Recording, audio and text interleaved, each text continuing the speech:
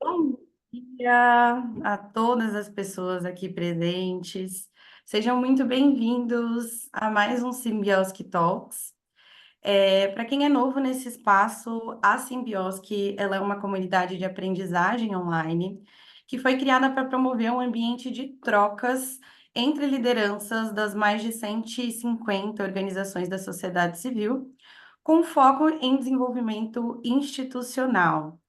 Essa é uma iniciativa idealizada e realizada pela Pacto e pela Vamos, que é uma parceria entre a Fundação Lehman, o Instituto Humanize e República.org. Os Symbiotic Talks, eles são encontros abertos e mensais de inspiração da nossa comunidade, e a ideia é que a gente se reúne aí a cada 2 meses para discutir com convidados assuntos e cases relacionados aos desafios enfrentados pelas organizações da sociedade civil. Eu sou Bia Mendes, eu sou sócia da Pacto e facilitadora da Symbiosky, e queria fazer aqui alguns combinados antes da gente começar o encontro. O primeiro é um pedido para que vocês se renomeiem, coloquem o nome de vocês e o nome da organização que vocês fazem parte, para a gente conseguir saber. Se possível, mantenham a câmera aberta. A gente já está fazendo um encontro virtual, então é sempre muito rico quando a gente consegue ver aí o rostinho de cada um de vocês.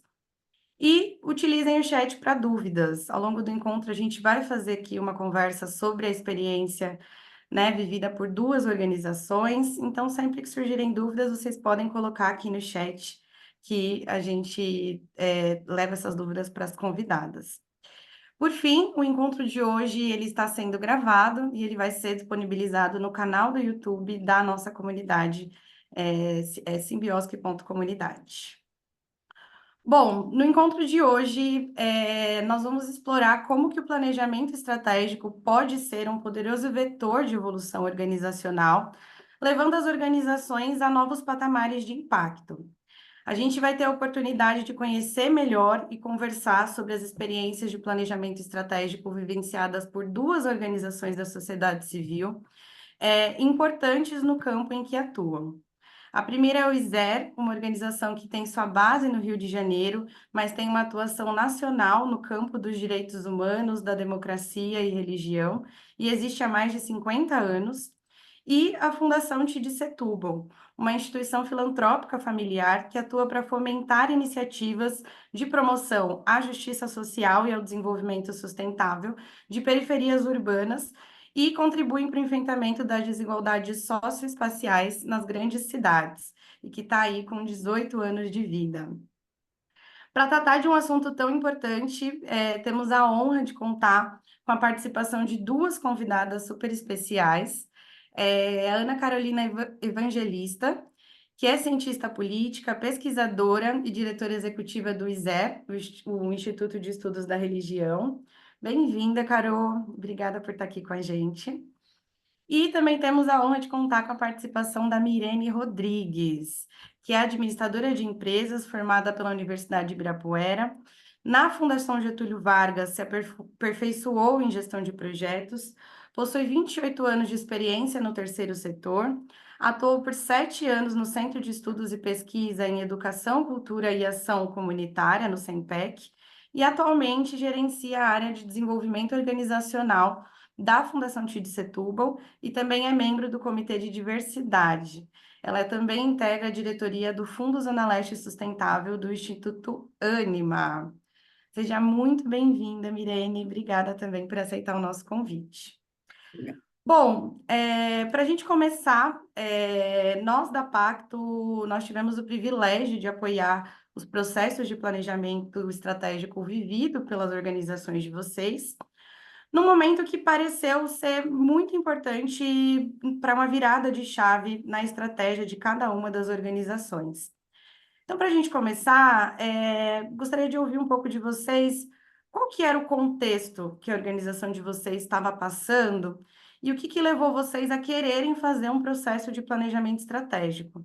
Vocês estavam vivendo algum dilema específico relacionado à estratégia ou à identidade da organização? Posso começar, Bia? Eu tô aqui rindo porque é facinho essa pergunta, assim, a gente não estava vivendo nenhum dilema, contexto tranquilo. Primeiro, bom dia para todo mundo, para todas e todos que estão aqui. Obrigada pela Simbiosc pelo convite, obrigada pela Pacto, pelos parceiros da Pacto pelo convite. É um super prazer falar nesse espaço.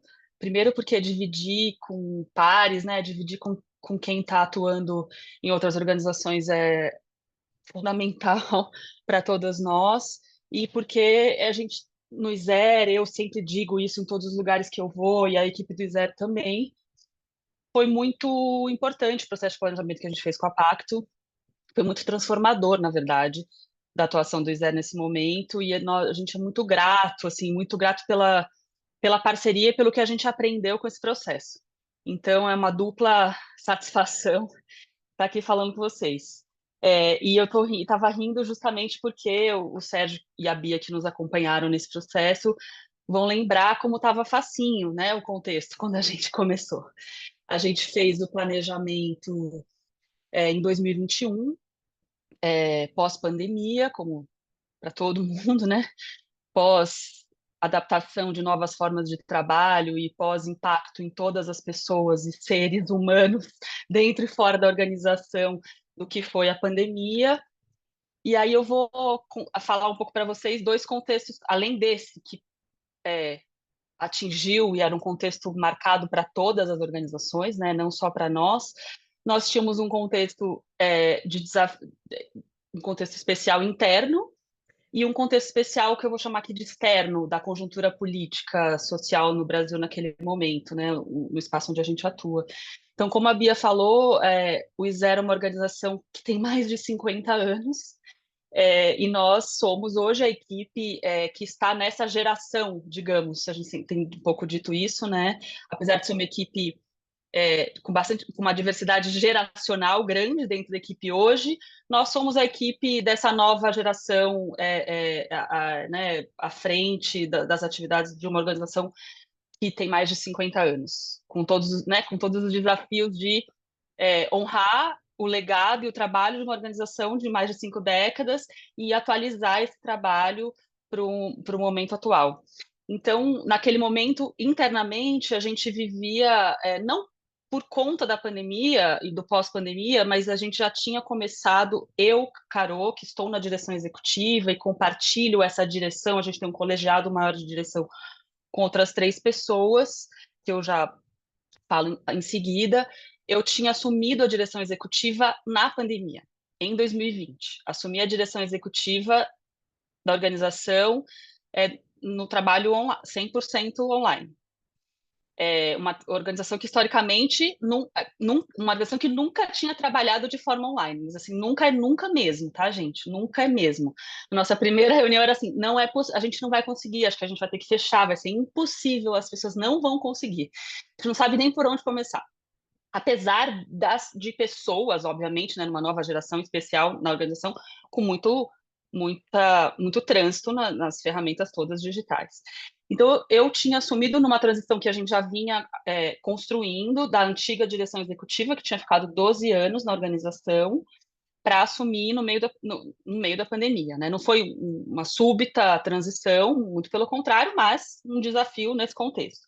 E com isso, também nessa transição, por isso que eu queria falar do elemento interno, a gente tinha acordado nessa transição, tanto com o conselho antigo, como com a equipe que estava na direção anterior ao ISER, que a gente também usaria esse momento para reestruturar a governança da organização, depois de 50 anos. Então, assim, foi facinho, pandemia, reorganizar toda a governança da organização, no meio digital, num trabalho online. Então, a gente já estava com a Pacto, quando a gente procurou a Pacto para fazer o planejamento em 2021, a gente já vinha num processo de revisão pela primeira vez do Estatuto. O Estatuto da organização era de 1970. A gente estava numa revisão de todas as instâncias da governança, de reconfecção, né, reformação da Assembleia, que é a instância maior da organização, que hoje reflete essas 5 décadas, a gente chama de 5 gerações, como se fossem 5 décadas da organização, tem membros pessoas que participaram da organização nessas 5 décadas que hoje fazem parte da Assembleia Geral do ISER, da Assembleia de Associados, a estabelecimento de um conselho deliberativo novo, aí sim com um perfil totalmente diferente, não composto por pessoas que fizeram parte da organização, mas sim novas pessoas ligadas às temáticas com as quais o ISER trabalha, e reconfiguração da equipe também, de alguma forma. Então, a gente tinha esse desafio interno, que era um pouco mexer tudo ao mesmo tempo agora, como vocês podem imaginar, e imagino que como muitos aqui passaram, e o desafio do contexto político naquele momento. Vamos combinar entre nós, o Instituto se chama Instituto de Estudos da Religião, no momento onde o país só falava sobre religião e política, depois das eleições de 2018. Claro que o ISER tem um histórico muito longo nessa temática, né? Inclusive, a gente fez um resgate da nossa produção e isso foi central para o planejamento, mas a gente tinha um desafio político, de como se posicionar naquele momento, onde a temática com a qual o ISE trabalhava na sua origem ganhou uma escala, uma visibilidade, uma demanda pública para a qual o ISE não estava preparado para responder naquele momento. Então, a gente tinha esse desafio, e era, de novo, como dizia o Sérgio e a Bia para nós, apesar de estar no nome, recolocar religião no centro do nosso trabalho, né? Publicamente, né? E reorganizar o trabalho internamente. Então, eu não quero me estender no primeiro comentário, já me estendi bastante, só para vocês entenderem que eram desafios gigantes, internos e externos, de toda a ordem, e para o qual a gente olhou, em parceria com a Pacto, num processo que a gente vai falar aqui, paulatino, com muita flexibilidade, o que fez toda a diferença, e saímos no final do túnel com muito êxito. Eu posso contar para vocês. Spoiler, deu muito certo.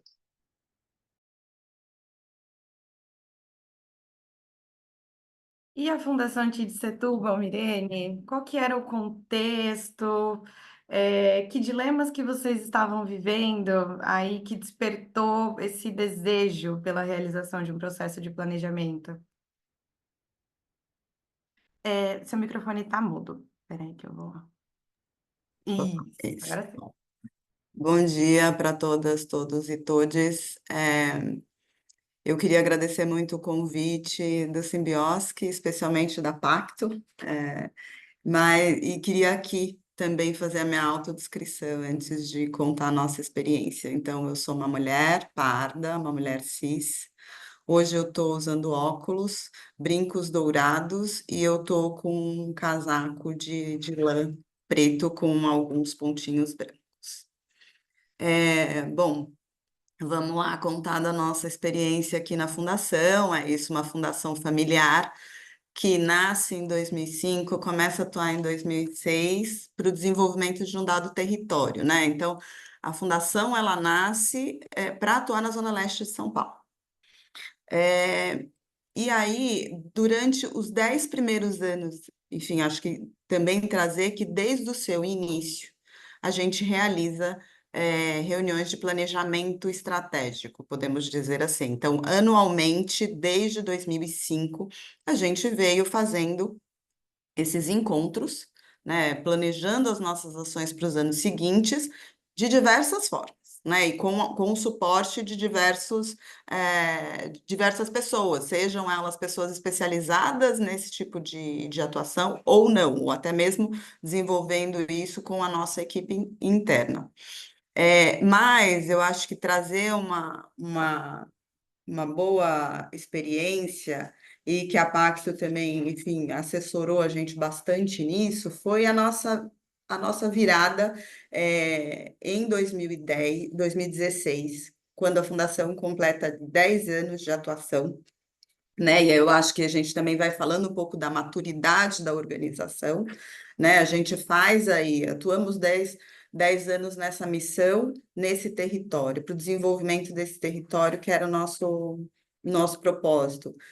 E aí a gente é provocado, tanto pela equipe quanto as ações, para pensar quais seriam os nossos objetivos, a nossa missão, nosso propósito para a próxima década.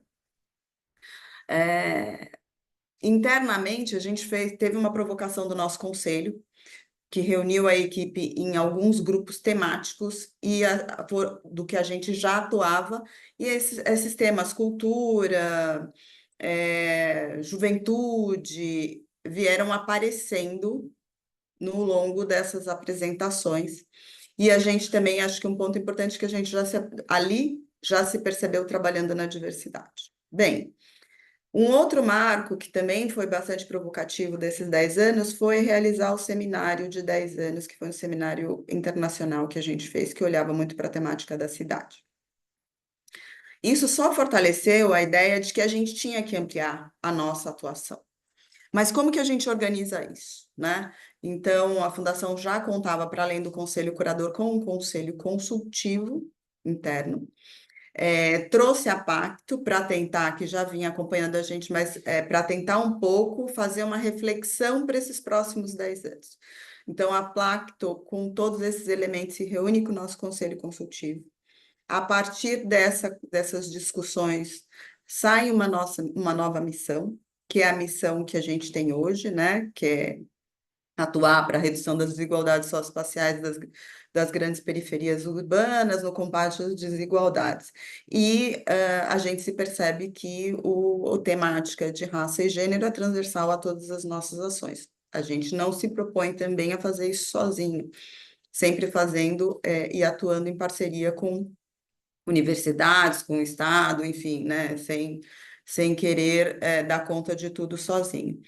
E aí, a partir disso, a Pacto, junto com o Conselho da Fundação, organiza, mais uma vez, o planejamento estratégico daquele ano, que foi um planejamento muito importante, porque ele é um planejamento de virada, né? De virada de um desenvolvimento que estava circunscrito a uma localidade para uma atuação ampliada e que foi crescendo de ano em ano. Hoje a Fundação atua numa dimensão nacional. Eu acho que estruturar esse novo pensamento de organização, né?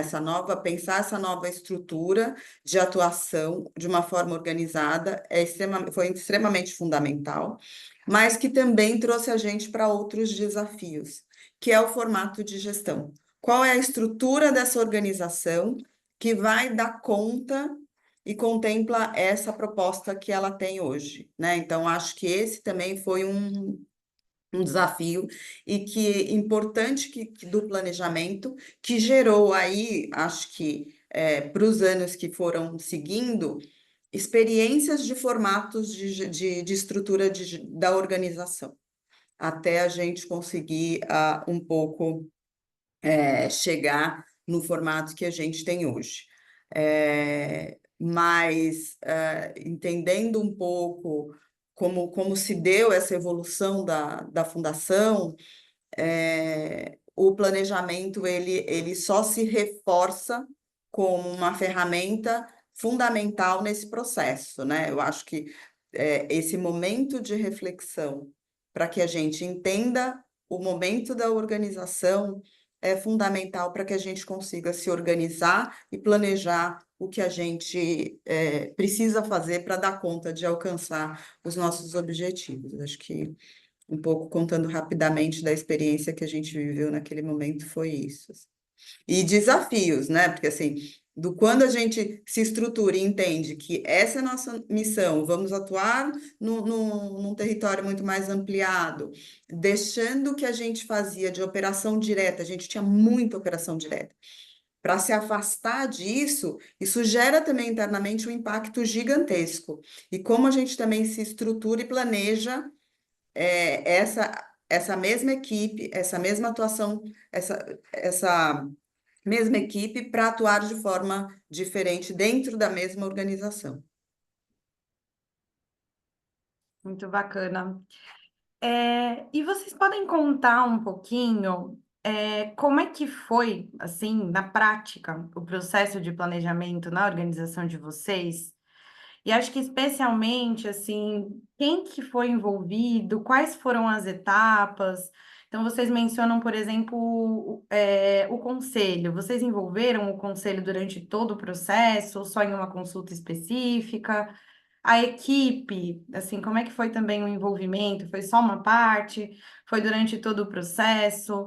Vocês ouviram atores externos? Enfim, como é que foi essa jornada na prática de planejamento? Posso começar?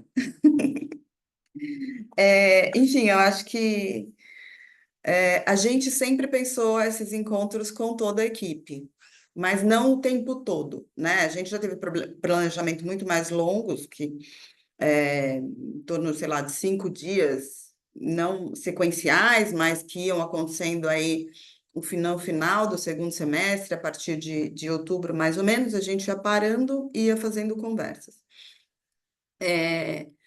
Sempre envolvendo o conselho curador, não na sua íntegra, né? Não estou com todos os membros o tempo todo, mas na fundação, o conselho, muito mais na figura da NECA, ele é muito presente no dia a dia da fundação. Então, isso é algo que para a gente é super valioso, porque também facilita muito a dinâmica de gestão, né, da organização, e eu acho que é óbvio que estar presente também, o conselho às vezes pode ser um entrave no dia a dia, mas na dimensão que a gente tem, ele não é um problema, ele é um facilitador. Então, a gente teve sempre o conselho acompanhando esse processo de mudança, junto com a diretoria executiva e o conselho consultivo. E o envolvimento da equipe. Isso para a gente sempre foi muito importante. E eu acho que, enfim, acho que a organização precisa dimensionar essa participação da equipe. Aqui hoje, atualmente, a gente não envolve a equipe o tempo todo do planejamento.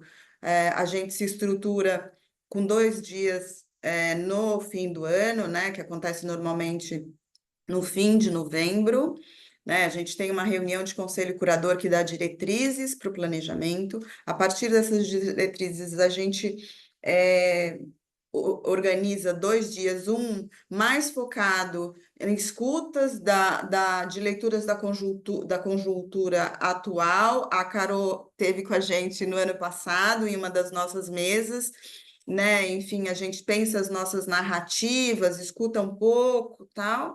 No segundo dia, a gente vai olhar um pouco para o que a gente já faz e o que a gente se propõe a fazer, baseado no que a gente ouviu aí de conjuntura e nas diretrizes do Conselho Curador. Esses 2 dias, eles acontecem com a nossa equipe toda, e o Conselho é convidado também. A partir daí, o nosso grupo de gestão, em dezembro, se reúne de uma forma mais... O grupo de gestão e liderança são 12 pessoas, a gente tem uma equipe de 30, se reúne em encontros que aí vão pensando mais a questão do plano de ação, e no começo do ano, com isso tudo aprovado, a gente reúne a nossa equipe e apresenta tudo para ela. E isso é um elemento muito importante, porque essas construções precisam chegar de volta à equipe, né? Elas que vão ajudar a gente a realizar e vão realizar isso no dia a dia. E ao longo do ano a gente faz alguns encontros de balanço também. Bacana. Mirene, só assim acrescentar, você trouxe no começo a importância de entender o momento, e você também comentou que a fundação já tentou diversos formatos. Como é que é, assim, escolher por esse caminho ou por aquele, ou foi realmente tentativa e erro? Assim, que fatores você considera nesse momento de interpretar as necessidades da organização? Eu acho que fala muito, volto para a questão da maturidade e do momento que a organização passa, né? Acho que tem alinhamento também com uma questão de gestão, da figura do gestor. No começo da fundação, a gente não tinha nenhuma liderança geral, a gente não tinha uma diretora executiva, não tinha uma superintendência, porque era uma organização ainda muito pequena, e a gente foi, talvez, mais usando a própria equipe interna. ali, e era uma atuação muito no território, então que não se alterava muito os projetos que a gente tinha e ia fazendo, né? Era mais uma atualização e um monitoramento, alguns ajustes. A partir dessas mudanças, conforme a fundação vai crescendo, a gente vai sentindo a necessidade de ter alguém muito mais especializado nessa temática e que possa ajudar a gente a estruturar melhor as coisas e fazer esses registros. Então, aí a gente vai trazendo umas consultorias mais especializadas e um pouco antes de 2010 é isso. A própria organização sentia esse processo de mudança. Então, a gente já tinha uma direção, uma liderança, e a gente precisava um pouco mais desse apoio, e era o apoio não só no momento do planejamento, mas em todo esse monitoramento.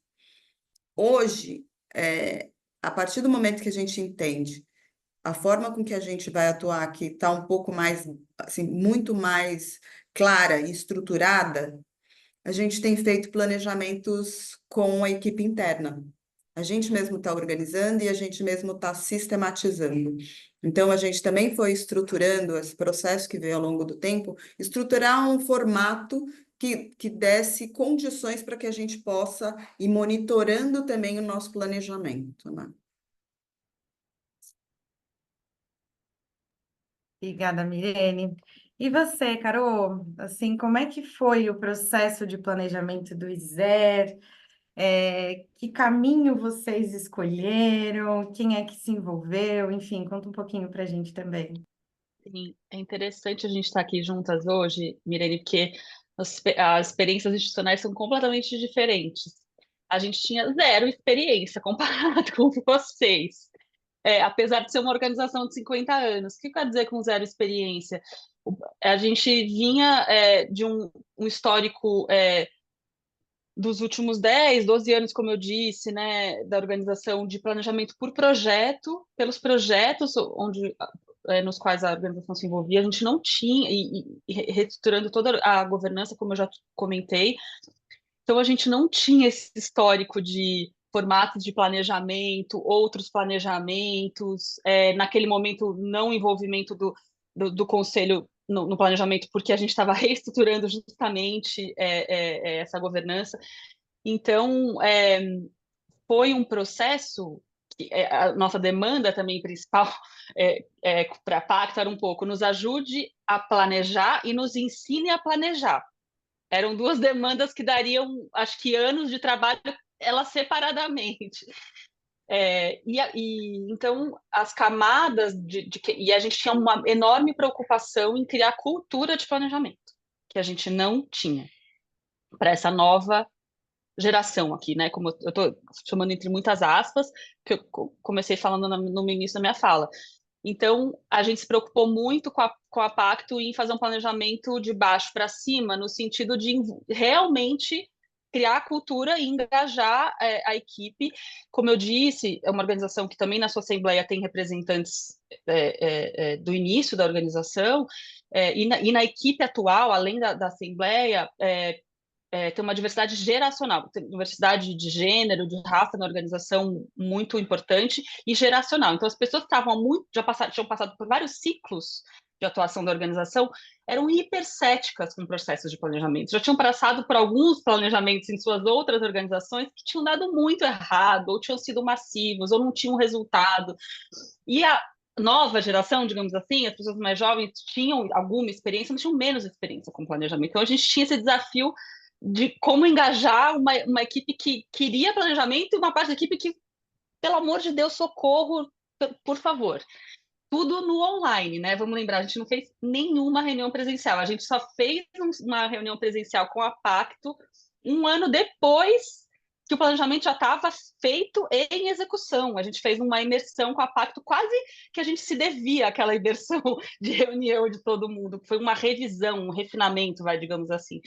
Então, eu falo isso, né, sempre. O Sérgio e a Bia já me ouviram falar sobre isso muitas vezes. Foi muito transformador a forma como a Pacto nos ajudou a engajar as pessoas, porque criou cultura de planejamento na organização. Hoje eu posso dizer, escrevo isso onde quiserem, falo isso onde me convidarem. Criamos cultura de planejamento dentro da organização. Hoje a gente tem reunião de projeto, onde a gente faz um planejamento do projeto de cima para de baixo para cima, né, do projeto até o e faz a conexão até hoje com os objetivos estratégicos institucionais que a gente tem. Eu amo eles com todo o meu coração, porque a gente não tinha há muito tempo. E ter esse e aí a pergunta sobre como engajou, né? Então a Pacto foi nos então a Pacto foi nos ajudando a entender. O Sérgio sempre faz essa pergunta: você como liderança, quem você acha que tem que participar do processo de planejamento? Eu não sabia nem responder essa pergunta, gente. Eu não sabia nem responder, eu não sabia por onde começar. Não que Carolina, não tivesse experiência de planejamento, mas a gente também não. Primeiro, que a gente não queria assustar as pessoas, né? De repente, envolver todo mundo em todas as etapas, e quem já tinha um pé atrás com isso, falar: meu Deus, eu vou ter que parar tudo, recomeçar tudo. E a gente também queria que as pessoas se interessassem, né? Então, o, eu não sei exatamente as etapas que a gente seguiu, porque o Sérgio e a Bia foram muito flexíveis com a gente, mas a gente tinha a camada de direção, né? A gente tem hoje, na verdade, no ISER, um quarteto de direção, que sou eu, a diretora executiva, o diretor executivo adjunto, que é o Clemir Fernandes, nós somos os dois estatutários, e a gente somou a esse coletivo de direção a diretora de operações, que era a diretora administrativa, virou diretora de operações, e hoje tem o diretor de programas, que naquele momento não estava na organização. E nós temos um nível de coordenação das áreas do ISER. O ISER tem 3 áreas principais: religião e política, religião e meio ambiente e direitos e sistema de justiça. Então, a gente entendeu que a estrutura de liderança para esse planejamento era a direção com as coordenações, que é o grupo, o coletivo, que fez mais parte o tempo todo, e a gente tinha um ponto focal que acompanhava o resto da equipe na interação com a Pacto, que era o Felipe Lins, naquele momento, que hoje não está mais na organização, que foi uma pessoa fundamental para ir sistematizando.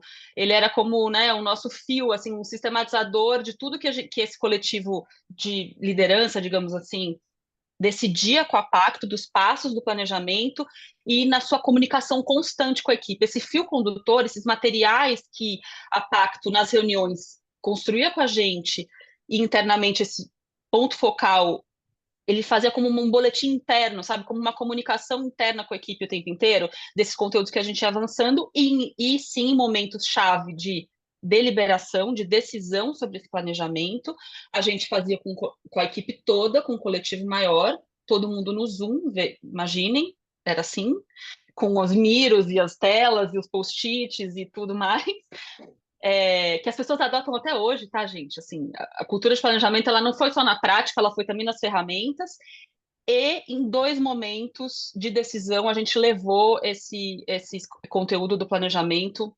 para o novo Conselho Deliberativo. Então, de novo, esse processo também nos ajudou a engajar um novo Conselho Deliberativo que era totalmente novo. Na verdade, ele não era totalmente novo por uma pessoa. O antigo diretor executivo é o presidente do conselho. Então, ele era a única pessoa que tinha um histórico e fazia esse elo de ligação. Mas as pessoas do Conselho Deliberativo eram pessoas do campo de pesquisa, antropólogos, do campo da sistema de justiça e direitos, que estavam também se apropriando do trabalho da organização ao mesmo tempo, né? Colaborando com o planejamento, mas também entendendo o que era ser de um novo conselho deliberativo de uma organização como o ISER naquele momento.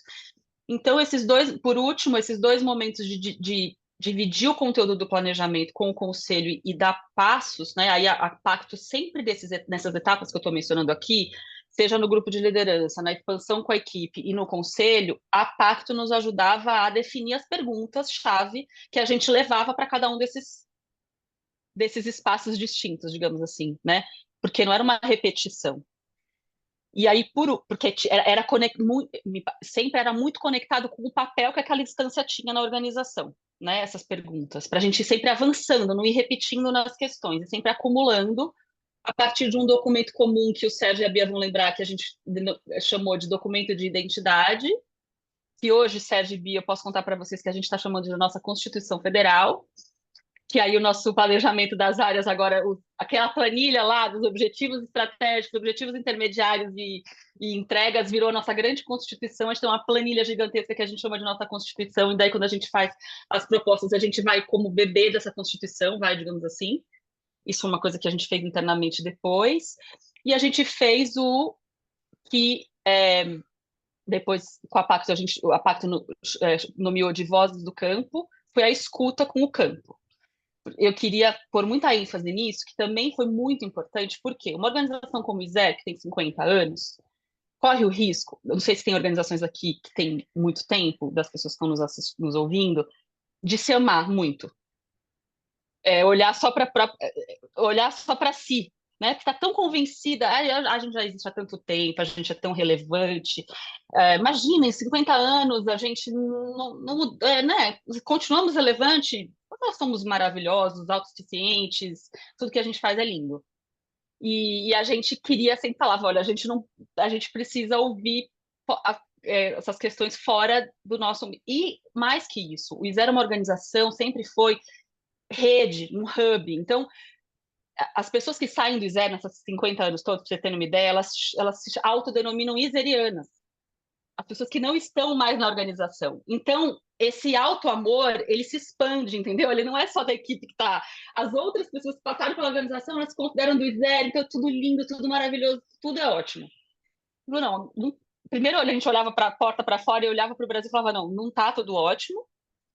E não está tudo ótimo com relação ao nosso trabalho, no seguinte sentido: como que o ISER é uma organização que trabalha há 50 anos com o tema da religião, há pelo menos desde a década de 80 com o tema da religião e política, e a gente naquele momento ouvia tantas aberrações e atrocidades sobre religião no debate público brasileiro. Alguma coisa a gente estava fazendo muito errado, no mínimo em transmitir o conhecimento que a gente vinha produzindo há tantos anos.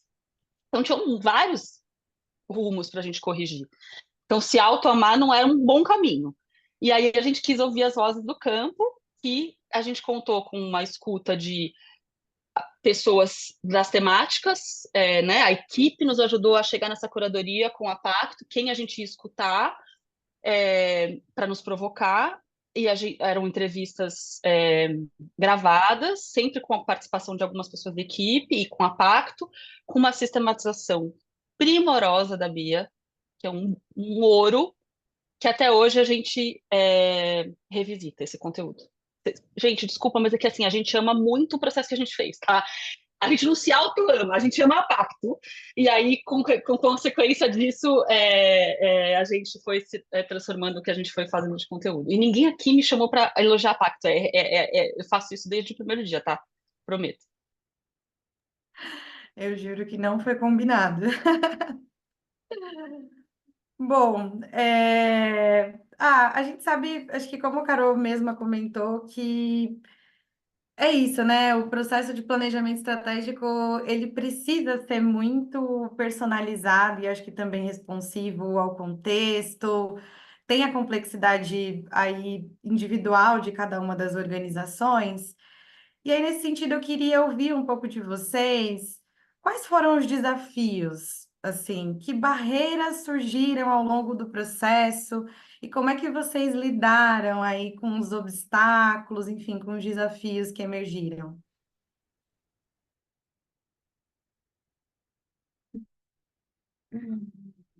Quer falar, Mirelle? Vai lá. Quer continuar, Carol? Não, não, eu falei muito, vai, fala você, senão a gente pelo menos se dividir um pouco. Bom, pensando nos desafios e nas barreiras, eu acho que. E aí, aqui eu vou pegar o gancho da Carol para fazer um outro elogio para Pacto, porque eu fiquei pensando, falei, eu acho que a gente fala, mas acho que do processo muito de envolvimento da equipe, né? E eu acho que isso bastante genuíno na Pacto, nos processos que eles passaram, e a gente fala de momentos de planejamento de uma forma, às vezes, a gente está aqui, estamos redirecionando e tal, mas isso é muito difícil também, internamente, cria muitas inseguranças, né?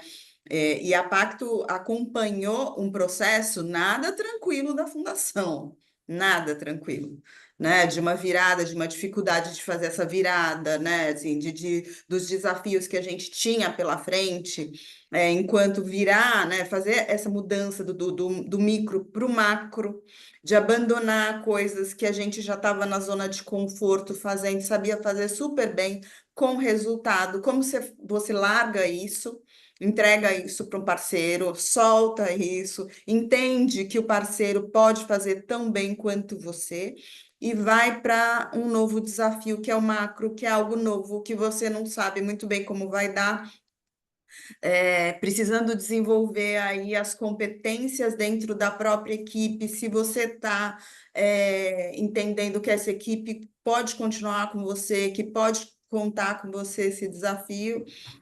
Então, assim, esse foi uma grande questão para a gente, né? E um grande investimento que não aconteceu de um ano para o outro. Acho que foi um processo longo para chegar num lugar de mais tranquilidade para a gente atuar e de conseguir entender que a gente estava realmente fazendo essa virada. A gente tentou em alguns planejamentos, aí a gente dava passinhos muito pequenos, mas não soltava, então isso foi um processo difícil, mas o que eu queria, na verdade, pegar o gancho para elogiar é a forma muito respeitosa que a Pacto conduzia as oficinas, dando espaço para que todos da equipe tivessem voz, sabe? Isso, acho que cuidando disso. Porque no nosso planejamento, a gente tem desde o estagiário até a presidente do conselho.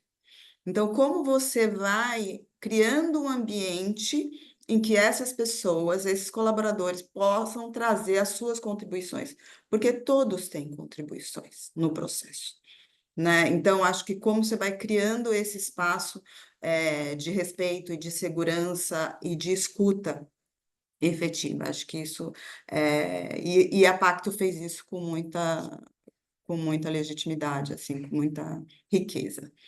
Enfim, eu acho que um pouco dos desafios era isso, sair desse micro e fazer essa transição para o macro, com uma mesma equipe, e uma condução que não estava tão alinhada com essa equipe, então eu acho que foi um grande desafiador, eu acho que depois, entendendo, né, enfim, eu acho que isso fala de ter as pessoas, pensar qual é a potência de cada um no lugar que ela ocupa, eu acho que também é legítimo. Isso precisa ser muito olhado. A gente fez processos internos que a partir do planejamento, organizou um tipo de estrutura, e a gente optou por ter coordenações duplas de duas pessoas numa mesma temática, e duas pessoas extremamente potentes, extremamente competentes, que acabavam se desentendendo porque estavam conduzindo o mesmo programa. Entendeu? Então, assim, quando a gente entende também que olhar para a equipe dentro da estrutura que a gente pensou é fundamental para que cada um se desenvolva, a gente foi colocando as pessoas no que elas tinham de mais potente no lugar que a gente entendia que elas podiam entregar mais. E aí o salto foi gigantesco. Assim, a gente tinha entraves num programa, quando a gente determina que a gente não tem mais coordenação dupla, que esse coordenador é daqui, aquele outro de outro lugar, de outro programa que para ele tá mais alinhado com o perfil dele, a gente dá um salto muito grande. Então, eu acho que assim, estruturar o planejamento, para onde vamos, o que a gente vai fazer, pensar para além disso, lógico, monitoramento, correção de rota, né? As nossas iniciativas ou programas, e também precisa pensar a nossa estrutura interna, né? Isso foi um desafio. A gente foi dando passos numa estrutura de gestão, e a gente acabou caindo no erro de não olhar as potências da equipe. E isso fez com que a gente ficasse aqui com um entrave. Quando a gente percebe isso e vence, faz essas mudanças, as ações planejadas se deslancham. Acho que um pouco é isso. Super. Só queria acrescentar, então, 2 desafios, que acho que eu já fui falando dos desafios, que o nosso só teve desafios, né? Eu já fui falando de vários, mas eu queria destacar 2, que tem a ver, inclusive, com a flexibilidade, né, com a qual a Pacto trabalhou com a gente ao longo do caminho para ir ajustando. Então, tem a ver com os enfoques temáticos, né, a dispersão do nosso trabalho. De novo, como uma organização que tem muitos anos, já tinham passado por vários, apesar de ter a centralidade da religião na sua constituição, né, o ISER, de novo, assim, para quem não conhece, eu posso não ter sido clara no início, o ISER não é uma organização religiosa, o ISER é uma organização da sociedade civil, laica, trabalha pelos direitos humanos no Brasil, mas surge a partir da premissa de que religião é um eixo central na vida social e política brasileira. Né? E surge a partir justamente da aliança entre teólogos e cientistas sociais lá no momento da resistência democrática no meio da ditadura no Brasil. Então, já nasce com esse DNA, mas teve diferentes enfoques temáticos. E aí, no momento que a gente vai se planejar em 2021, a gente tem uma herança desses vários enfoques temáticos. Tem projetos que estão mirando para vários lados. Então, a gente tinha um desafio de dispersão gigante, acho que isso é um desafio também de muitas organizações, imagino, mas nosso era gigante, e era como aliar, e isso aliado ao desafio, como eu mencionei, da uma não cultura de planejamento, né, no nível macro, quero dizer, sim no nível micro. Então, num primeiro momento, a gente eu lembro o fatídico exercício de fazer uma teoria da mudança para a organização, uma organização com toda essa dispersão e sem cultura de planejamento. Gente, parecia um exercício de física quântica. Era uma distância do que a gente pensava e fazia com a construção da teoria de mudança, que foi ficando um exercício muito abstrato, porque daí todo mundo queria se ver refletido na teoria de mudança. Daí aquela teoria de mudança, ela precisava caber tudo, e para caber tudo ela não era nada. Ela não era nada. E o Sérgio e Bia sempre nos fazendo a famosa pergunta que está até hoje nas nossas vidas, o para quê, para quê, para quê, para quê, para quê, de baixo para cima, e a gente foi ficando. Então, a Paty também entendeu com a gente logo no começo que, ó, não, se a gente insistir em construir primeiro passo a teoria da mudança, vai dar errado, já está dando errado. Vamos recalibrar a rota. Isso não desmobilizou as pessoas. Porque o próprio exercício lá atrás foi conduzindo, então a gente foi quase que fazendo, primeiro, descentralizadamente, mini teorias da mudança de cada área, para depois chegar lá em cima. Aluna até hoje pede uma teoria da mudança, viu, Sérgio e Bia? Institucional, ela fala disso toda reunião. A gente brinca, já virou bullying que ela faz com a gente, mas tudo isso para dizer que a gente foi adaptando as ferramentas para não desengajar as pessoas e para ter uma factibilidade ali. E eu não vou me lembrar as outras ferramentas que a Pacto foi usando, mas para as pessoas também sentirem que a gente estava ganhando, porque a gente também precisava, a gente tinha um planejamento com o qual a gente queria avançar em foco, em priorização, como todo mundo, né? E o papel de cada área, de cada um, nessa priorização e nesse foco. Então, para isso, a gente também precisava fazer escolhas. E aí as ferramentas foram nos ajudando a fazer as escolhas dessa organização que estava trabalhando de desencarceramento a produção sobre Igreja Universal do Reino de Deus e sua influência na política. E a gente foi conjugando isso ao longo de, eu não vou lembrar, foram 4 ou 6 meses, e também teve uma flexibilidade na extensão do tempo, da compreensão da nossa parceria com a Pacto para isso ser estendido no tempo, e a gente então foi adaptando ferramentas e cronograma para que não tivesse um choque aí de culturas e que desmobilizasse as pessoas e que ao mesmo tempo também não tivesse um resultado que a gente saísse com o planejamento genérico onde todo mundo se visse, se identificasse, mas também não no serviço, que é o que eu sempre falo, no lugar de direção, né? Pelo menos na captação de recursos, que é esse nosso fatídico papel também na direção, você precisa conseguir comunicar para fora os seus enfoques, especialmente naquele momento onde era um desafio também para o ISER colocado, o campo da filantropia, tanto internacional como nacional, que é o que hoje apoia o ISER, é diferente da TID, muito diferente, não olhava para o tema da religião, não apoiava o trabalho no campo da religião. Inclusive, fugia de apoios no campo da religião. Naquele momento, a gente tinha um trabalho duplo, que era convencer de que apoiar o trabalho no campo da religião não faria com que essas organizações fossem menos laicas e nem menos defensoras de direitos humanos, e de que aquilo era central para a defesa da democracia no Brasil. E aí a gente precisava ter uma comunicação para fora de planejamento, de meta, que comunicasse isso. Então, o nosso planejamento ele não podia ser o genérico onde todo mundo se sentisse dentro e incapaz de comunicar isso para fora. Então, e aí os resultados, um resultado mensurável, um indicador concretíssimo do resultado do nosso planejamento, foi justamente o que o ISDER conseguiu de apoios institucionais depois desse ciclo. Isso é claro, nós inclusive temos sido atacados pela ala extrema-direita bolsonarista justamente pela nossa expansão. A gente achou ótimo, inclusive uma propaganda do nosso trabalho, realmente a gente expandiu, obrigada por dizer, resultado desse planejamento, né? E aí é um pouco o desafio era focar e não dispersar, e eu entendo que a gente conseguiu. Obrigada, Carol. O Sérgio está com a mão levantada. Sérgio, quer trazer sua pergunta? Nossa, gente, estou aqui querendo pular essa conversa num monte de ponto, porque tem memórias, né, desse processo que são riquíssimas e aprendizados do nosso lado também.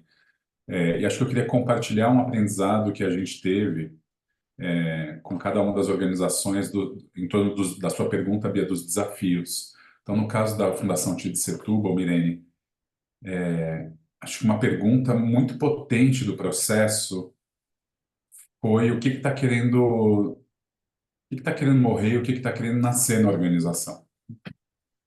E isso lhe dava muito desafio, porque o histórico da fundação, com um território específico de São Miguel Paulista, da Zona Leste, com uma série de questões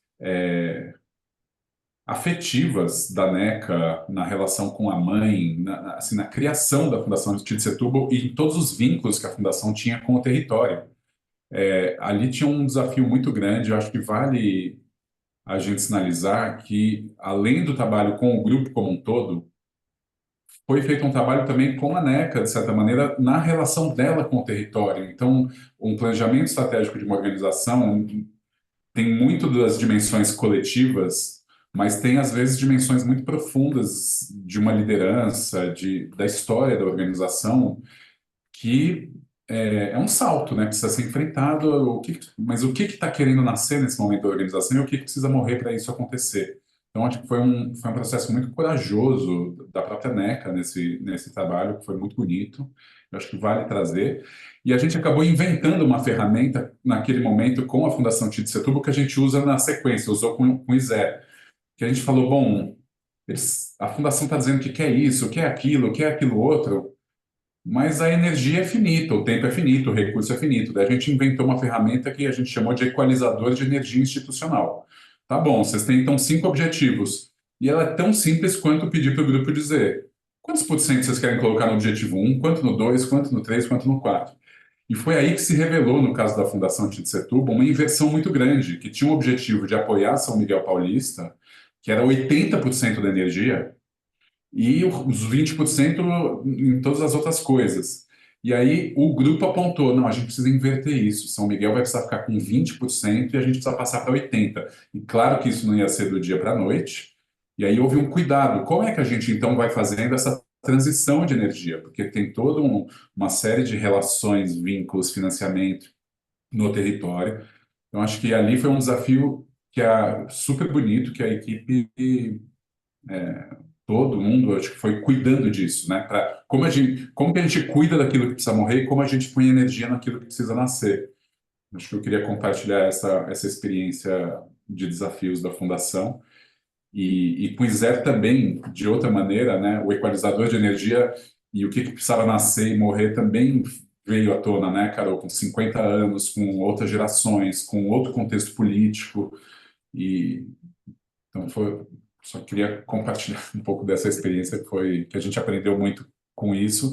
No caso do ISER também, a gente aprendeu muito com o Vozes do Campo, passamos a adotar com aquela sistematização daquele jeito para todos os outros trabalhos, porque muitas vezes a organização fica em si mesmada, né? Ah, então vamos fazer um planejamento, senta todo mundo, e o que que a gente quer para o próximo ano? Mas e ouvir o campo, né? Ouvir outros stakeholders e acho que isso também foi muito potente. E tem muitas E, perguntas lindas no chat, viu, Pia? Que estão sistematizadas ali. né?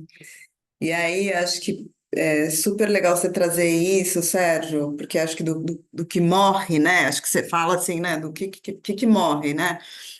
E como que é esse processo de um morrer, mas também de um renascer de outra forma, né? Porque naquele momento a gente estava falando de morrer a nossa maior energia, ou essa forma que a gente faz aqui no território, para dar espaço para nascer outras coisas, atuar de outra forma, pôr energias em outros lugares.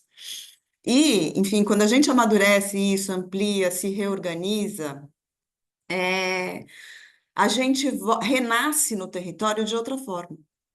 Né? Hoje, pensando nas estratégias, e estou comendo aqui o horário, Bia, e as perguntas, né? A gente tem a nossa estrutura hoje conta com uma estratégia com 3 grandes estratégias. Uma é a prática de desenvolvimento local, que é tudo que a gente faz em São Miguel Paulista, no Jardim La Pena. A gente tem um galpão lá com equipe grande. A gente tem uma segunda estratégia que é o fomento, né, nas mais diversas áreas que a gente atua, e os programas de influência, que são 5, né? Olhando aí para a democracia, para cidades, para orçamento, para nova economia e desenvolvimento territorial, e para lideranças negras e oportunidades de acesso. Todos esses programas conversam com a prática local, né? Tudo que a gente faz, a gente um pouco percebe se isso no território funciona. Então, assim, o território para a gente, ele morre naquele formato, mas ele renasce com uma outra relevância. Acho que isso é uma coisa que eu só queria acrescentar, que às vezes não morre para acabar, para simplesmente morrer, talvez morra para renascer. Maravilhoso. Bom, a gente está com algumas perguntas aqui no chat que eu vou trazer aqui para vocês. A primeira é da Fernanda Centeno, da Liga Solidária. Ela pergunta: gostaria de saber quais metodologias foram utilizadas e também se vocês utilizaram algum software para o monitoramento do planejamento. E aí se conecta com a pergunta da Lilian Pádua, da Transparência Internacional, que é: eu também gostaria de saber mais sobre o monitoramento desses planejamentos. Se há algum momento de adaptação ou em que momento vocês percebem que é necessário fazer ajustes no planejamento? A Constituição Federal da organização, como a Carol falou, teria alguma cláusula pétrea ou sempre é possível fazer ajustes no meio do caminho?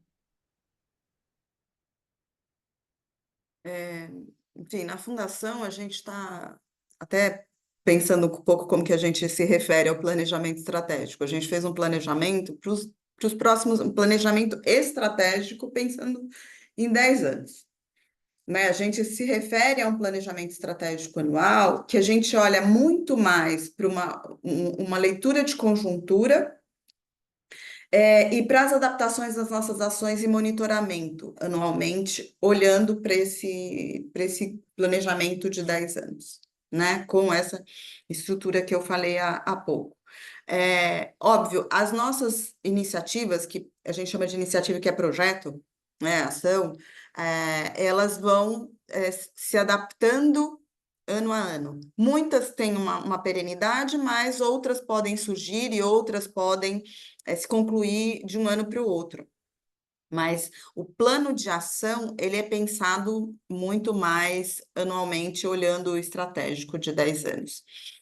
Para além disso, a gente foi construindo também teoria da mudança dos nossos programas. Então, isso foi uma evolução. A gente fez primeiro com a assessoria do INSPER, para as nossas ações na prática local, e a partir daí a gente foi pensando mais internamente com a equipe interna ou a teoria de mudança dos programas. Essa teoria avançou esse ano para os marcos críticos e a gente faz o monitoramento dos marcos críticos dos programas a cada 2 meses no espaço de liderança, né? No espaço de gestão estratégica. Para além disso, a gente trouxe uma ferramenta há 2 anos, é um CRM que chama Zorro.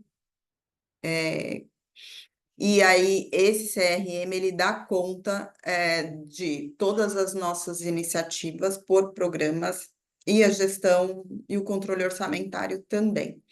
Então, dentro desse programa estão todas as nossas iniciativas, as suas evoluções, a questão orçamentária. A partir dele também os coordenadores fazem as solicitações de pagamento.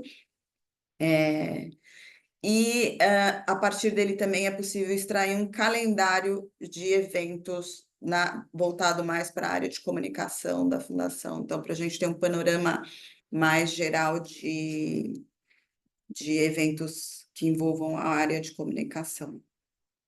Um pouco isso.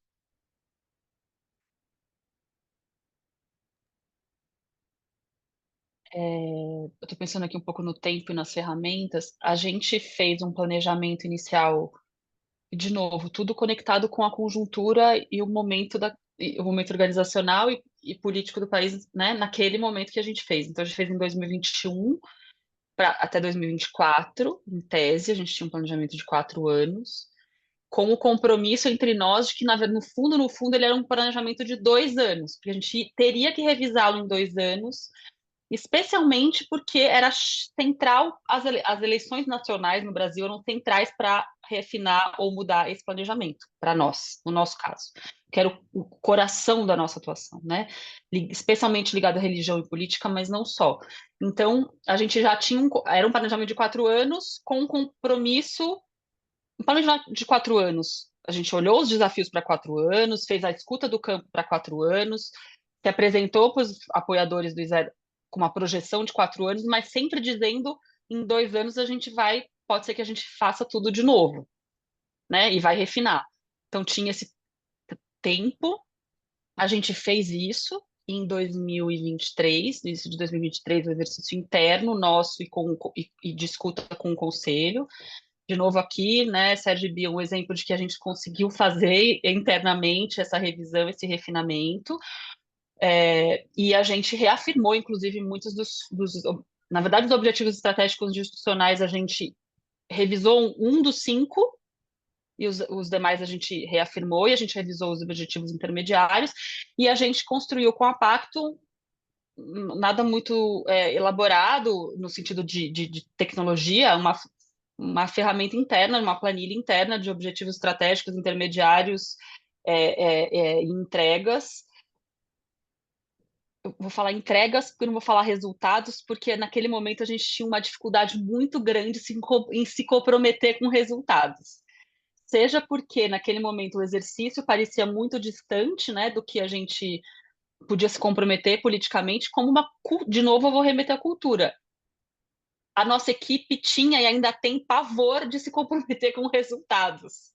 Não é aqui uma crítica às pessoas nem à equipe em maneira nenhuma, uma dificuldade nossa e minha incluída de se comprometer com resultados para fora mesmo, dada a volatilidade, né, das questões políticas com as quais a gente lida e sociais, não só nós. Mas eu entendo que a gente foi avançando, especialmente nesse. Então, quem perguntou aqui, eu não lembro o nome, sobre como medir, né, avaliar, a gente tinha no primeiro momento muita dificuldade, porque a gente não conseguia nomear o resultado como resultado. A gente nomeava ele como atividade, como produto, e não como resultado a ser atingido. Então, a gente não tinha nem. Sendo muito sincera com vocês, no começo a gente não tinha nem tinha como medir o que a gente nem nomeava. E nessa revisão de 2 anos, acho que a gente foi ganhando segurança de aplicação do planejamento, acho que tudo foi processual, tudo foi no processo, aprendizado no processo mesmo. A gente foi conseguindo nomear resultados a partir, fundamentalmente, das propostas que a gente é obrigado a fazer, captar recursos. Elas nos levam a apresentar resultados, mas o nosso planejamento nos dava uma segurança que antes a gente não tinha para colocar os resultados no papel. Então, e aí, hoje, a gente tem uma estrutura que depois a gente foi, a partir, especialmente o ISER tem 3 formas principais de atuação, além das temáticas, que é produção de conhecimento, formação e articulação política. Especialmente nas áreas de formação, a gente tem 3 projetos principais de formação. Para esses projetos, desculpe, a gente fez um exercício aí de novo com a Pacto, nosso oráculo, de avaliação e monitoramento com o Rogério, liderado pelo Rogério, para esses 3 projetos de formação, porque a gente entendeu que a gente também precisava começar uma cultura de avaliação e monitoramento que a organização não tinha até o momento. Então, a gente queria começar isso concretamente a partir dos projetos de formação, porque no eixo de produção de conhecimento é mais difuso, né? Que resultados de debate público você consegue entregar a partir da sua produção de conhecimento.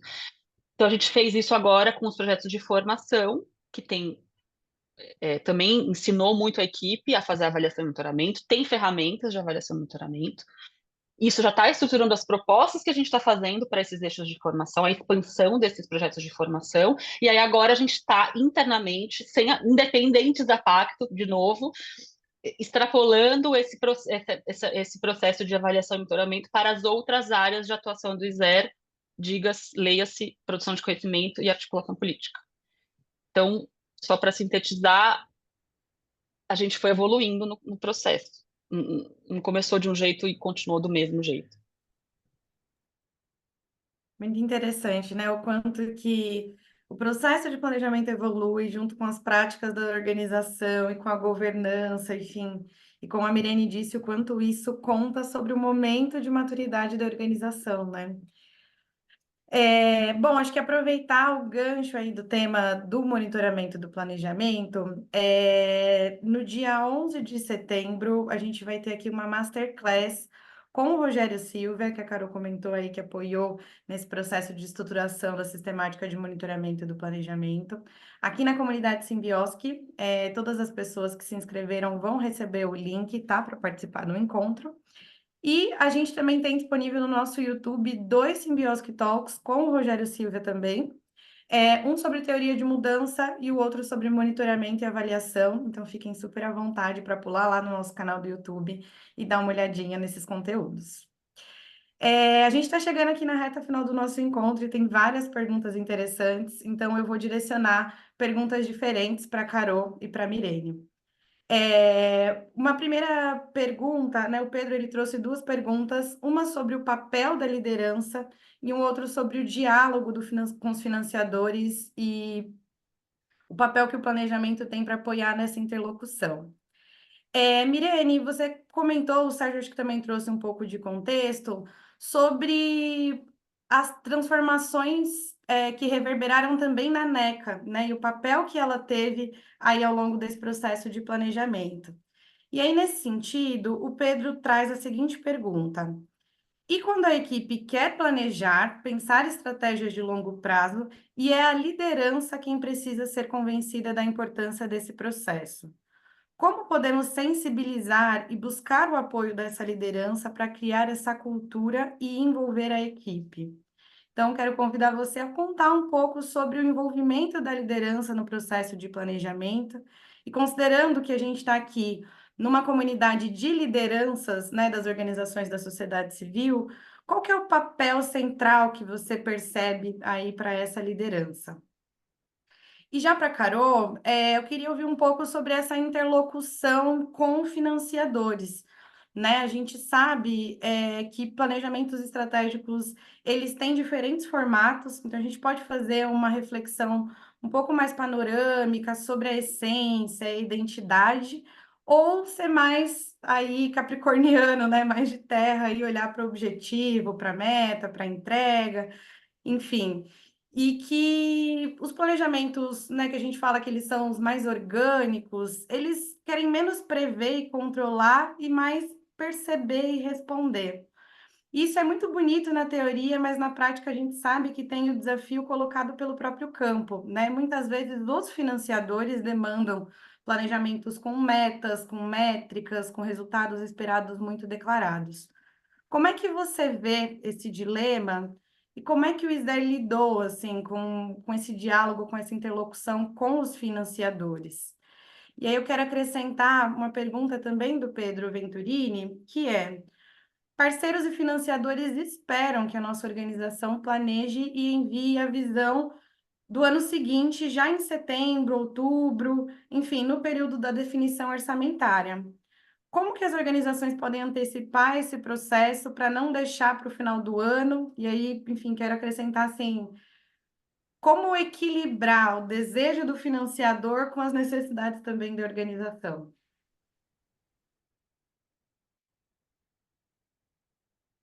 É, bom, vamos lá, falar da nossa liderança.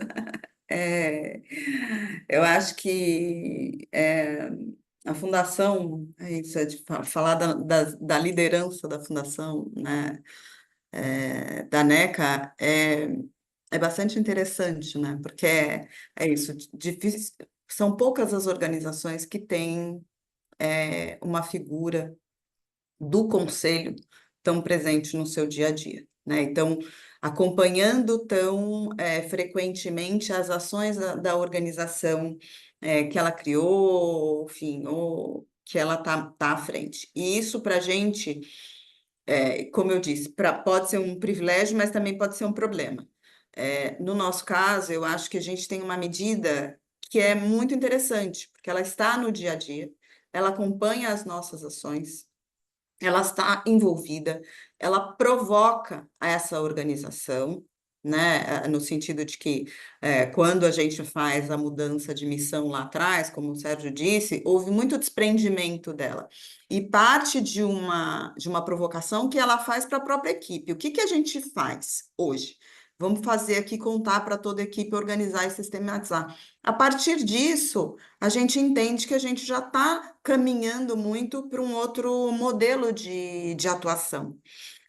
Então, acho que nesse sentido, isso é muito uma vantagem para a gente, né? Ter essa liderança, que é a alta liderança da organização, muito envolvida e comprometida com a organização e as ações no dia a dia.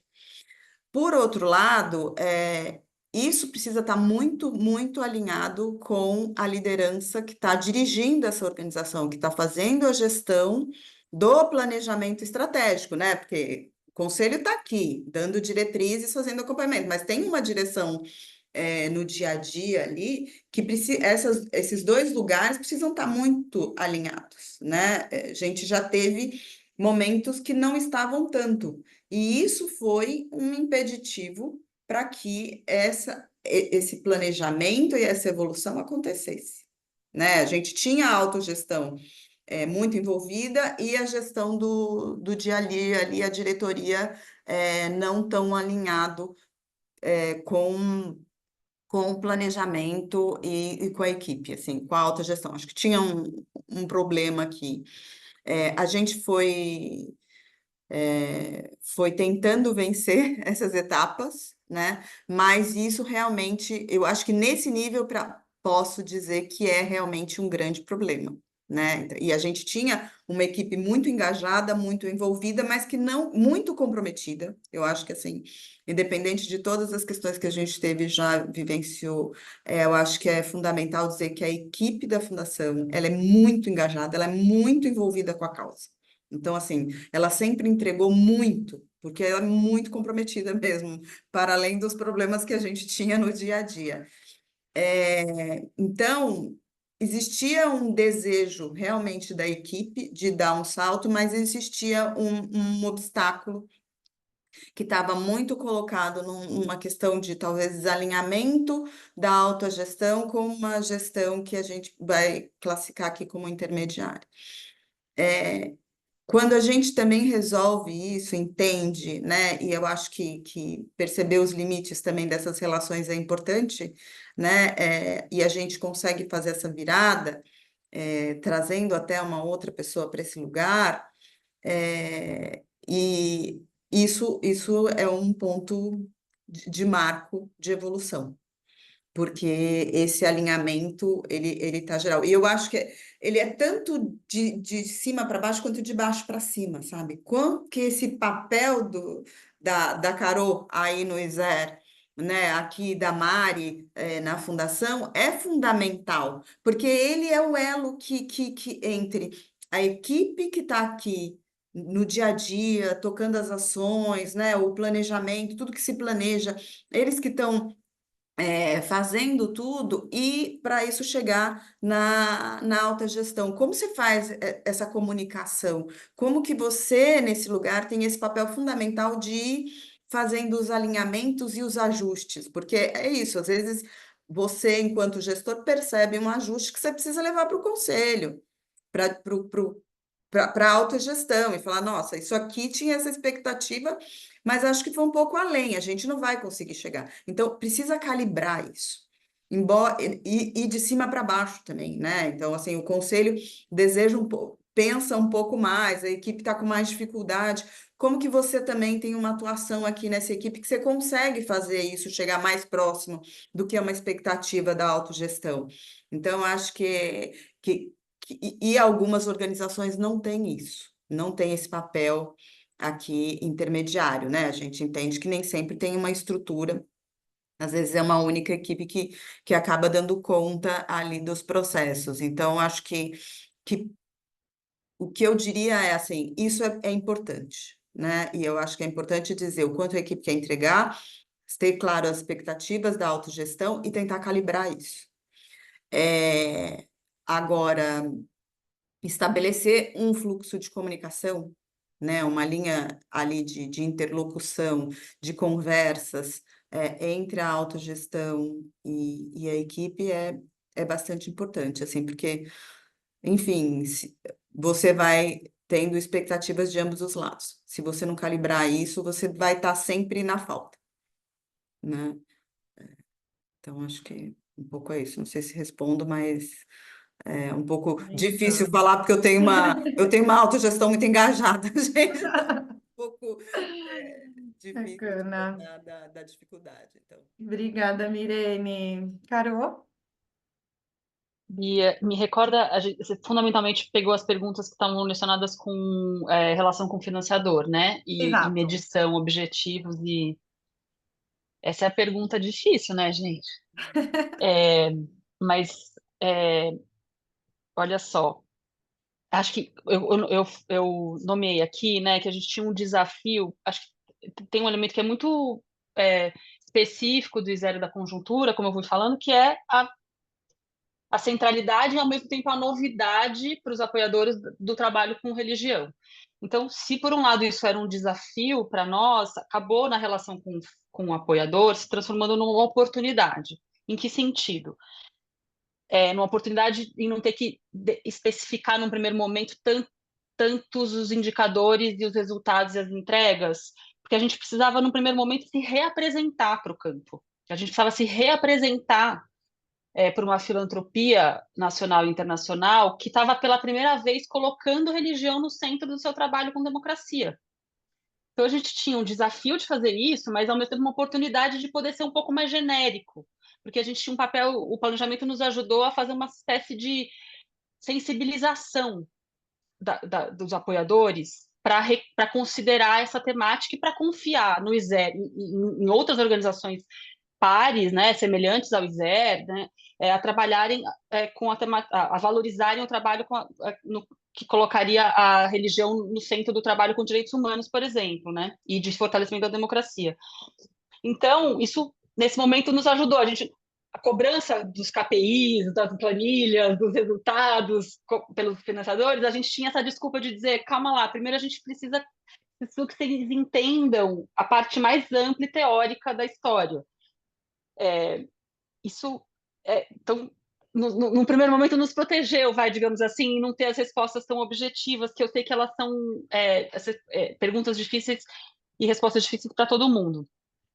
E a gente tinha e o planejamento nos ajudou fundamentalmente, né? Então, aqui, a fazer essa sensibilização, que a gente tem hoje como uma missão, e a gente incorporou nos objetivos estratégicos um papel, a gente nomeou um objetivo estratégico institucional do ISER nesse novo ciclo, de fortalecer o campo religioso progressista no Brasil e seu trabalho pela democracia. Então, para isso, a gente precisava atuar com o campo, fazer incidência no próprio financiador, entendeu? Porque o financiador não apoiasse o ISER, mas apoiasse o campo. Então, a gente tem um papel, e para que a gente tinha um outro objetivo declarado com esse financiador e financiadores diversos, que é não olhar para o campo religioso de forma utilitária.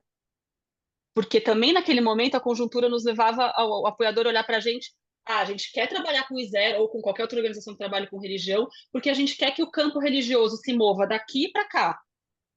Deixe de votar em fulanos e passe a votar em cicranos, por exemplo, dando um exemplo. E o histórico do trabalho do ISER e a premissa de trabalho do ISER da origem é justamente o oposto disso, não podemos olhar para o campo religioso como um campo com o qual a gente se relaciona de forma utilitária.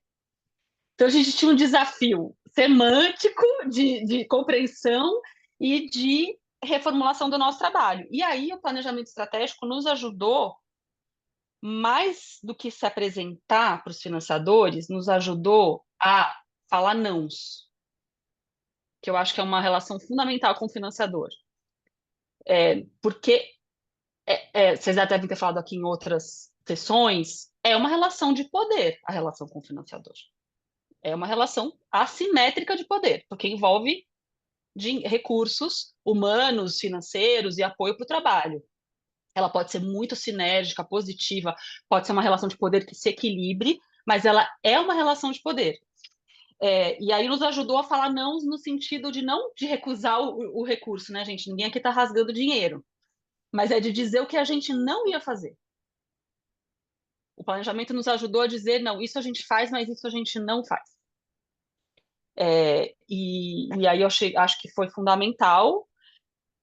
E agora, tem que ser muito transparente e honesta, acho que só agora, muito recentemente, a gente está em 2024, eu falei para vocês que a gente começou a fazer o planejamento em 2021, eu posso dizer que talvez a partir do final de 2023 a gente começou a ter essa aterrissagem de mensuração de resultado e de compromisso, né, em formatos assim mais fechados para os financiadores, que a gente tem um pouco mais de capacidade de responder objetivamente. Mas isso é muito, muito, muito recente. E capenguinha ainda, eu diria. Obrigada, Carol. Bom, gente, eu já consegui disparar aqui a enquete de avaliação do encontro. Eu peço que, por gentileza, vocês respondam, porque nos ajuda bastante a dar uma refinada no nosso caminho. Vou tomar aqui mais 5 minutinhos, a gente vai atrasar um pouquinho, para a gente fechar aqui com chave de ouro. Mirene, Carol, que conselho vocês querem deixar para as organizações que estão aqui presentes e que estão considerando revisar ou desenvolver os seus próprios planejamentos estratégicos? Assim, que recado final vocês querem deixar para essa turma?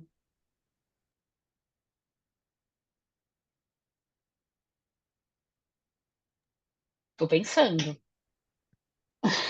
Boa sorte, né? Exato. Não desistam. Não, eu acho que assim, planejamento estratégico, ele é valoroso. Ele ajuda a gente entender mais da nossa organização, parar, olhar para ela, se planejar, calibrar o que a gente está fazendo. Então, assim, independente, né, de se você consegue ter uma assessoria ou se você não tem, tente colocar isso na agenda da sua organização. É muito importante, porque você se organiza para começar um novo ciclo. Então, primeiro que eu acho que assim, é fundamental. A gente faz isso desde pequenininho, que a gente mostrava a planta da obra que a gente ia fazer para os conselheiros, né? Mas para trazer eles para um pouco mais perto do que a gente estava atuando. Mas, então, parem, façam uma reflexão sobre a sua organização e o que ela se propõe a fazer e como ela está fazendo isso, e tente se planejar. Acho que o primeiro ponto é isso, independente de contar com uma assessoria externa ou não. Depois, eu acho que é isso. Aí você vai olhando a sua organização, qual que é a maturidade dela, qual que é a condição que ela tem, né? Eu acho que para ter um suporte ou não. E acho que chega no modelo, são tentativas e acertos, mas são tentativas e erros também, até você chegar num modelo que esteja muito mais alinhado à sua organização. Então, para a gente é um momento muito valioso e que internamente já é da nossa cultura e é esperado pela nossa equipe. Então, Obrigada, Mirene. E você, Carol? Ah, eu estou muito alinhada com a Mirene, né? E tem a ver muito com o que eu fui falando aqui. Vocês podem ver que eu vou falando de uma forma muito entusiasmada sobre uma coisa que é chatérrima, que é planejamento. Mas é porque realmente ajuda o trabalho, realmente transforma. E aqui não é só porque eu fui muito eu não, né? O Iser é muito elogioso a Pacto, ao trabalho que a Pacto fez conosco. É porque, de fato, vamos dizer aqui assim, com pacto ou sem a pacto, só para não colocar só apenas a centralidade na pacto, o processo de planejamento trouxe todos esses resultados para nós de engajamento, de cultura, não só nas formalidades, né, da relação com o financiador ou dos instrumentos, mas realmente fez a gente se ver no trabalho que a gente faz. Né? Eu acho que isso foi fundamental que a gente se vê no campo social pelo impacto do que a gente gera, né, a missão, mas fez cada um individualmente se enxergar, né, no processo. Então, eu acho que o meu recado final seria esse entusiasmo meu, ele não é só porque eu sou afeita à gestão, mas porque, de fato, mesmo quem dentro da organização não tinha experiência ou tinha uma recusa de fazer planejamento por traumas anteriores, entendeu que aquilo ajudava no trabalho. Acho que é um pouco isso. Estou meio me repetindo, na verdade, tudo que eu já falei. Maravilhosa. Bom, gente, muito obrigada. Agradeço imensamente às nossas convidadas, Carol, Mirene, obrigada pela generosidade mesmo em compartilhar essas experiências tão ricas conosco. Agradeço também a todo mundo que participou, que topou ficar aqui esses 5 minutinhos finais. Continuem acompanhando as redes sociais da Simbiosque, o grupo de WhatsApp, por lá vocês vão ter todas as informações sobre os nossos próximos encontros. E é isso, boa semana! Obrigada! obrigada pelo convite, obrigada para todos. Tchau, tchau, boa Ah. tarde. Quem quiser abrir o microfone para dar Obrigada. aquele tchau, Tchau, valeu! tchau. Tchau, tchau! Tchau, Tchau, obrigada. gente. Pessoal, obrigado. Tchau.